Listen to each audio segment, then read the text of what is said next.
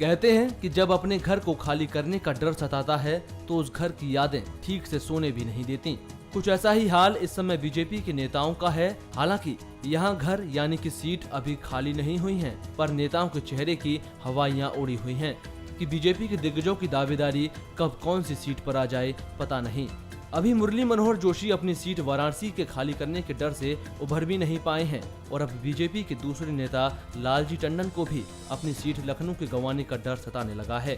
लेकिन लालजी का ये डर मोदी से नहीं है, बल्कि बीजेपी के राष्ट्रीय अध्यक्ष राजनाथ सिंह से है, जो इस बार सोच रहे हैं कि गाजियाबाद सीट से न लड़कर लखनऊ से लड़ा जाए। तो बेचारे लालजी का तो परेशान होना लाजमी है। वहीं लालजी टंडन ने भी एक दांव खेल दिया है कि वे मोदी की प्रतिष्ठा के लिए तो सीट खाली कर देंगे, पर किसी और के लिए नहीं।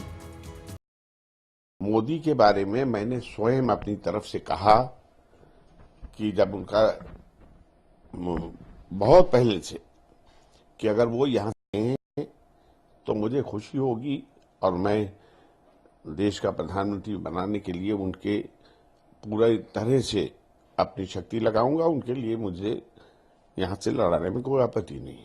ना मैंने ये कहा है कि मैं कहीं और से क्लेम कर रहा हूं, तो विवाद क्या है। भले ही अंदर खाने लालजी टंडन पर बीजेपी लाल हो रही हो, लेकिन घर के मालिक के बिना कोई भी इस बात को कहने से कतरा रहा है कि बीजेपी में सीटों पर कोई विवाद है। राजनाथ कह रहे हैं कि फैसला चुनाव समिति करेगी, तो सभी बीजेपी नेता कह रहे हैं कि सब ठीक ठाक है।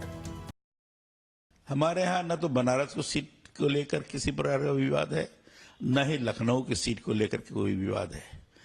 आपस की वार्ता हो रही है, किस ढंग से कहां किसको रखने से सामंजस्य की और जीत की अच्छी खासी स्थिति बन सकती है, किसको कहां रखने से ज्यादा उस क्षेत्र में और उसके बगल के क्षेत्रों में प्रभाव पैदा किया जा सकता है, इस पर विचार करके सारी चीजें चल रही हैं।